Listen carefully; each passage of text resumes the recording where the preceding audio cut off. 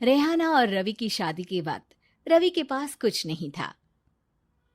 रेहाना, तुमने मुझसे शादी करके एहसान किया है। मुझसे ज्यादा तो तुम कमाती हो। अरे तो क्या हुआ, एक दिन आएगा रवि कि तुम खूब पैसा कमाओगे। मुझे तुम पर पूरा विश्वास है। रवि और रेहाना खुद को स्टैंड करने के लिए पूरी मेहनत करते। रेहाना, मैं नौकरी नहीं करना चाहता हूँ।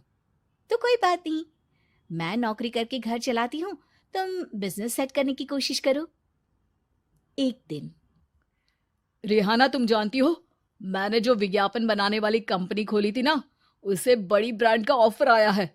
अब हम लोगों के दिन ब्यारे न्यारे हो गए हैं। मैं जानती थी रवि कि एक दिन तुम सेटल हो जाओगे। रवि का काम अच्छा चल जाता है। एक दिन वो रेहाना से कहता है, रेहाना, अब हम लोगों का बच्चा भी हो गया है। बहुत छोटा है वो। उसका ख्याल कैसे रखेंगे हम? कैसे क्या, मैं गांव से माँ को लेकर आ जाती हूँ। नौकरी से हाफ डे ले लिया करूंगी। अभी तो वो छोटा है, स्कूल जाने तक मैं मैनेज कर लूंगी। देखो रेहाना, मैं अब अच्छा कमा रहा हूँ। तुमको नौकरी करके परेशान होने की कोई जरूरत नहीं है। अरे कैसी बात कर रहे हैं, मैं अपनी लगी लगाई नौकरी कैसे छोड़ दूं? और मैंने तो सुना है हम लोगों को कुछ ही महीनों में सरकारी नौकरी मिल जाएगी। सरकारी नौकरी में कितना कमा लोगी? उतने में तो मैं ड्राइवर रख लूंगा। रेहाना को रवि की बात का थोड़ा बुरा तो लगता है। कम से कम मेरी नौकरी की इतनी बेइज्जती मत करो। भूल गए, इसी नौकरी के बदौलत तुमने अपना बिजनेस खड़ा किया है। अरे वो तो मैं किसी के भरोसे भी कर लेता। देखो, अपने बच्चे को संभालो, घर का काम करो। अब बाहर जाती तुम अच्छी नहीं लगती हो। रेहाना रवि के कहने पर नौकरी तो छोड़ देती है, लेकिन अब बड़े से घर में उसकी कीमत किसी नौकर से कम नहीं होती। एक दिन रवि का दोस्त आता है। भाभी, हम लोग तो आपको तब से जानते हैं जब से आप लोग शादी होकर इस शहर में आए थे। आपकी बदौलत ही सारा बिजनेस खड़ा हुआ है। ये किस्मत तो आप ही की है भाभी। हाँ हाँ भाई, हमारी मेहनत तो कुछ है ही नहीं। अरे होगी, लेकिन भाभी की किस्मत के आगे कुछ नहीं। दोस्त वहां से चला जाता है, लेकिन रवि का गुस्सा सातवें आसमान में होता है। देखा कैसे बोल रहा था? अरे बिल्कुल अच्छा आदमी नहीं है ये। कैसी बात कर रहे हैं आप? प्रशांत भैया तो बहुत अच्छे इंसान है रवि। कैसे उन्होंने हमारे मुश्किल वक्त में हमारा साथ दिया था। अरे था पैसा तो साथ दिया, नहीं तो कौन पूछता है? रवि का व्यवहार पैसा आते ही अलग हो गया। वो बंदे को बंदा नहीं समझता। घमंड से घिरे रवि ने तो एक दिन हद ही कर दी। रेहाना, मैं अब तुम्हारे साथ नहीं रह सकता हूँ। क्या क्या बकवास कर रहे हो रवि? क्या कहना चाहते हो?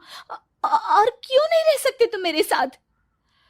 देखो, मुझे कोई और पसंद है, और उसने साथ रहने पर बस यही शर्त रखी है कि मुझे तुम्हें तलाक देना होगा।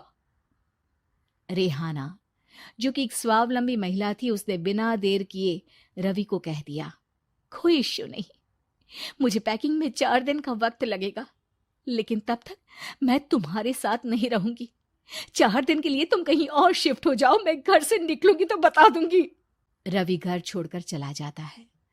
रेहाना को दुख होता है, वो रोती है, लेकिन व्यवहार से स्ट्रांग रेहाना को पति के वापस आने का और उसे सबक सिखाने का पूरा भरोसा था। फिर एक दिन, अरे शुशिका, कब शादी करोगे तुम मुझसे? यार मैंने तो सोचा था तुम शादी से पहले मुझे विदेश लेकर जाओगे, महंगी कार दिलाओगे। अरे सब दिला दूंगा, लेकिन पहले मुझसे शादी तो कर लो। हाँ हाँ, क्यों नहीं। मैं कुछ दिनों के लिए अपने मम्मी पापा के पास जा रही हूँ और लोगों से अपनी शादी की बात करूंगी। अरे शुशिका, कैसे रहूंगा मैं तुम्हारे बिना? अब तो शादी ही होने वाली है हम लोगों की।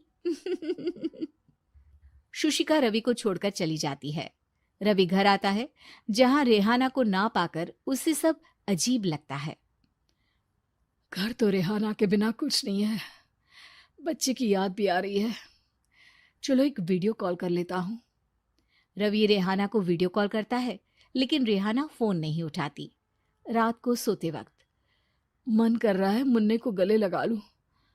चलो कोई ना, शुशिका से शादी के बाद मेरे और भी बच्चे होंगे। अगले दिन रवि ऑफिस जाता है, जहां टीना खड़ी होती है। सर, आपने अपने नए ऐड के लिए मॉडल की रिक्वायरमेंट डाली थी ना, मैं उसी के लिए आई हूँ।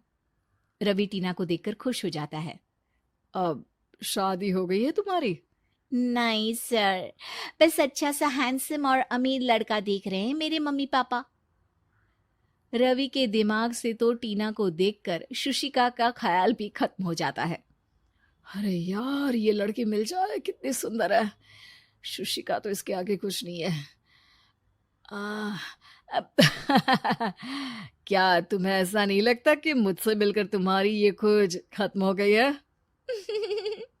आप तो 2 बच्चों की पापा लग रहे हैं।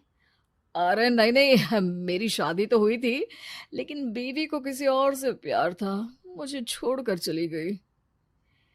खैर, टीना की दोस्ती रवि से हो जाती है, लेकिन 1 महीने बाद शुशिका रवि के पास वापस आती है। मेरे मम्मी पापा तुमसे मिलना चाहते हैं, लेकिन उन लोगों को ये मत बताना कि तुम पहले से शादीशुदा हो, और हाँ, शादी से पहले अपनी सारी प्रॉपर्टी तुमको मेरे नाम करनी होगी।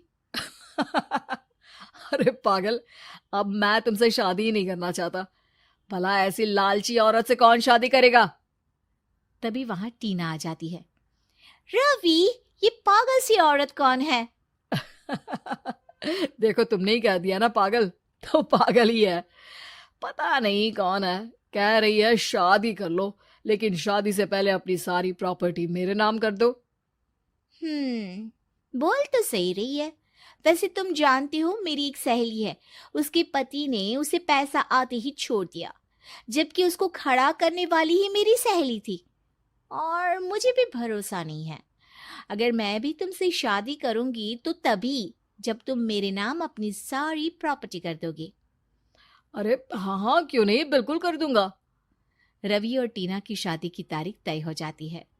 वो अपनी सारी प्रॉपर्टी के कागज लेकर शादी वाली जगह पर पहुंचता है, लेकिन वहां टीना आती नहीं। रवि टीना को मैसेज करता है। कहाँ हो? सॉरी, मैं तुमसे शादी नहीं कर सकती, मुझे तुमसे भी ज्यादा पैसे वाला मिल गया। रवि को गुस्सा आ जाता है। वो गुस्से से सारा डेकोरेशन तोड़ रहा होता है कि वहां रेहाना आ जाती है। सर, क्या हो गया? क्या डेकोरेशन पसंद नहीं आई आपको? तुम यहाँ क्या कर रही हो? मैं यहाँ की डेकोरेटर हूँ। क्या आपको पसंद नहीं आई यहाँ की सजावट? रवि दौड़कर रेहाना के गले लग जाता है। मुझे माफ कर दो रेहाना। रवि रेहाना के गले लग जाता है और रेहाना टीना को थैंक्स का मैसेज करती है।